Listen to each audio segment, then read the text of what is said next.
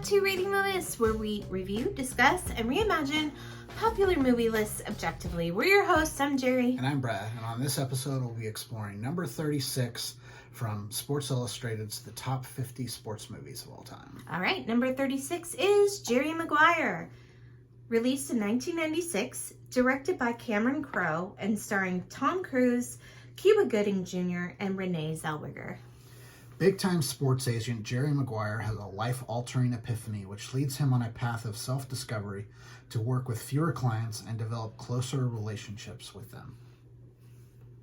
Okay, so we reviewed this movie for the 100 love stories of all time AFI's list. Yeah, it was in the 90s. Yeah. Actually, I think it might have been 99. It was pretty high up on the list. Yeah. For a sports movie, I would rank it a bit higher. Mm-hmm. Like it's a good sports movie. Yeah. It's he's an agent, and he, like Brad was saying, he has this epiphany like, hey, we gotta, he's very proud of himself of this memo he puts out. He sends out this like inner office memo to his entire agency about, we should be, instead of having, tons of clients, we should be, focusing on fewer clients and cultivating those relationships with them, which is completely the antithesis of what, makes these agencies money. Yeah. So he sends out this memo and everyone's kind of cheering him on. He's like, even the cover looks like The Catcher in the Rye. And then, he's like summarily fired for this. Yeah, and then he's trying to latch on to all his clients, but they're like already, have already talked to the... He's got one of the competing agents, who's played by Jay Moore, who's fantastic. He's great, yeah. By the time, Jerry's he's going through his Rolodex and trying to call people, he only ends up retaining one client. It was this journeyman wide receiver played by Cuba Gooding Jr. And that is basically where that famous scene comes from, where he's like, "Show me the money," and he leaves the office. He takes Dorothy Boyd with him, and they start their own business. And it's really got a good character arc where he's realizing that, hey, you know what? This shit I said in that memo was kind of right. No, it's not just that. It's he realizes he needs to not only do that in his professional life, but he also needs to do that in his private life. Yes. He needs to be a person who, has emotions and feelings and isn't just about the bottom line and, driving forward, which ultimately, leads him to, have success both, on and off the field. And, it's a good movie. It is a good movie. And he sees, he also takes the dynamic between Cuba Gooding Jr.'s and his wife, Regina King. He kind of sees their relationship and how strong it is. Mm-hmm. And, it's really sweet. And I think that though a lot of the movie doesn't hold up romantically as much as it used to, I do think that the scene when he comes back to get Dorothy and she's with all the divorcee people, the divorce group in the living room, is probably one of the most romantic scenes ever. So I will give it that. And the whole sports aspect of it is pretty unique. You don't get to see the agent side of things, which was pretty interesting, and it was a good movie. Yeah, it's especially when you're looking at it from the sports lens, it's much better than if you're looking at it from the romantic lens. Yeah, for sure. I would not have put it on the passions list at all, which I don't think it ended up making. I don't think it did make. I don't think it made our list after we re-ranked everything and then also added our side list stuff. Tom Cruise is fantastic. He's really great in this. He's really great. And it's obviously, it's kind of a career benchmark for Cuba Gooding Jr., who won the Best Supporting Actor. Yeah, he was great.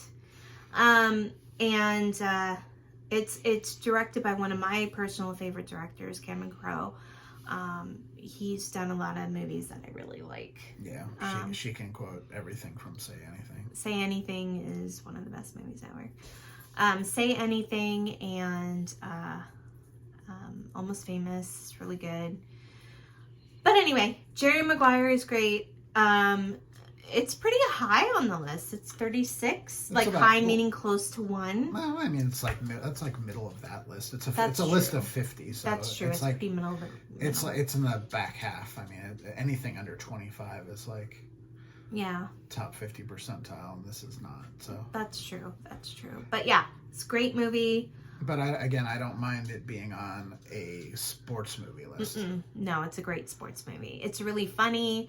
It's got really heartfelt moments, and it's the thing I like about it is he's in a relationship job, but ultimately he's really bad at relationships. Yeah, which is this weird dichotomy. Like his whole job is to have relationships with clients, and he realizes that he's really good at having very superficial relationships. What he's not good at is having relationships of depth, of feeling, of emotion that requires him to open himself up. Yeah. And both his relationship with Cuba Gooding Jr. and Renee Zellweger, and probably most importantly, her son, are what really make him start to kind of live the life that he wrote about in the memo. Right. And the girlfriend he had, Kelly Preston, before, he was about to marry her, but it was a very superficial relationship. It wasn't at all. They were they weren't like yin and yang. They were like yin and yin. Like she was essentially the same. Yeah. Kind of. She broke up with him because of his memo. Right. Right. Because she saw him as being a loser instead of kind of being exactly like her, where they're both these career-driven people who didn't have to kind of delve into anything of substance. They could just be two attractive people at parties together and that kind of thing, and that now was kind of gone because now she can't now she'd have to say, oh yes, my husband is the loser that wrote that memo about touchy-feely things. So crazy. It's good. It really is. Some of it is a little dated now. Yeah. Even some of the sports stuff is a little dated because the game has changed so much. Yeah. And the way that negotiations take place now, it's a little bit different. But you also have that kind of interesting voiceover stuff with that real agent who's older. Oh yeah, his mentor. His mentor, who kind of throws out these little bits of wisdom. Yes. But I mean, my favorite character in the whole thing is Jay Moore's character. Yeah, he's great. I just love Jay Moore. And he's such an asshole in this movie. It's great. He plays the perfect asshole. There was this this short-lived series that was on Fox. That was called Action, where he plays a movie producer named Peter Dragon, who's my all-time favorite character. And it doesn't quite work on network television because it was a shot for Showtime. Oh. So they clearly had to cut some stuff out because it's a little too racy for network television. That makes sense. I mean, it's just him, Buddy Hackett is in it, and he's great. And it's Ileana Douglas is in it, and she's great. This show is just it's only 12 episodes. I might have to check it out. But it's so funny. But he always plays the perfect asshole. It's kind of his. Yeah. It's his stock and trade. So he's perfect in that role. I like Bonnie Hunt in this movie as her sister. She's kind of ooh, should you be doing that? She's very she's very protective of her sister because she knows that she's had a really hard time and of then it. she's also like, she really likes Jerry. But she doesn't want to like Jerry. Yeah. Because she can she sees like the tracks, Yeah, and she comes like, Dorothy comes up to her and she's like, I think I love him, and she's like, oh, whoa, like slow down, like, and it's really good. Yeah. I gave this one a 69. Jerry gave it a 69. Dude. And the list score is 69. Okay. If you've seen Jerry Maguire and you want to talk about it, please do so in the comments below. Please subscribe to our channel. If you would like to talk to us directly, please do so at ratingthelist@gmail.com. I think that's it for now. I'm Jerry. I'm Brad. And we're Rating the List. We'll see you next time. Bye. Bye.